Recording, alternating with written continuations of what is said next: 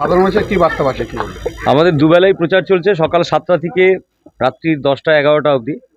মানুষের পাশে যাচ্ছি, মানুষের কাছে আশীর্বাদ চাইছি এবং মানুষ চাইছে যে এখানে পরিবর্তন হোক। গোটা বাংলার মানুষ যেমন চাইছে, বারুইপুরের মানুষ তো আরও বেশি করে চাইছে, কারণ এখানের বিধায়ককে তারা পায় না, সেই জন্য মানুষ পরিবর্তন চাইছে। এখানে তো আরো দুজন প্রার্থী রয়েছে, তার মধ্যে একজন হেভিওয়েট প্রার্থী বলা যায়, যেখানে বিধানসভার প্রাক্তন অধ্যক্ষ।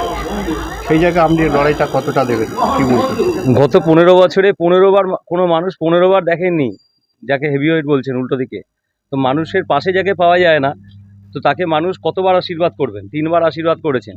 তিনি তার নিজের ভোটই দিতে পারেন না, বারুইপুরের মানুষ তাকে ভোট দিয়েছে, কিন্তু বারুইপুরের মানুষের পাশে থাকেননি, মানুষের কাছে পানীয় জল পৌঁছায়নি। বাড়িতে বাড়িতে যখন আমরা গ্রামে ঘুরছি, দেখছি মানুষের যে পানীয় জলটুকু সেটা তাদের বাড়িতে পৌঁছায়নি।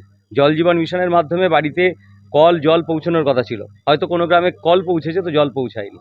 রাস্তা তৈরি হয়নি, শঙ্করপুর 1 থেকে শুরু করে বিভিন্ন জায়গায় রাস্তার এত বেহাল অবস্থা যে মানুষের যাতায়াতের কোনো ব্যবস্থা নেই। তো মানুষ চাইছে পরিবর্তন।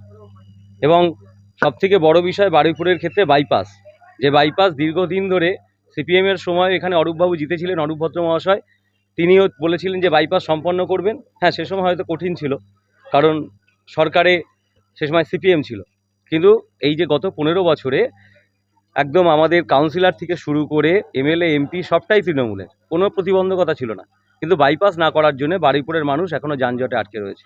আজকে বাইপাস সম্পন্ন হলে সমস্ত বাইরের গাড়িগুলো, ক্যানিংয়ের বলুন বা জয়নগর রুটের বলুন, সমস্ত গাড়ি কিন্তু বেরিয়ে যেত, বারুইপুর মূল শহরে ঢোকার প্রয়োজন পড়তো না। তো এইসব কাজ করেননি উনি। আপনি এলাকায় জেতার পরে কি কোন কাজে আগে অগ্রাধিকার কাজ কি হবে? এই সমস্ত কাজই রয়েছে, যে যানজট মুক্ত করা বারুইপুরকে, বাইপাস সম্পন্ন করা। এই বারুইপুরের অর্থনীতির একটা বড় অংশ নির্ভর করে ফল চাষের উপর। এখানে পেয়ারা চাষ থেকে শুরু করে আম, লিচু, জামরুল বিভিন্ন ফল চাষ হয়, তার কোনো সুনির্দিষ্ট মার্কেট নেই, কোনো কোল্ড স্টোরেজ নির্মাণ হয়নি, ফুড প্রসেসিং সেন্টার কোনো তৈরি হয়নি। সেগুলোও রয়েছে আমাদের যারা কৃষক মানুষ রয়েছেন, শ্রমজীবী মানুষ রয়েছেন তাদের জন্য।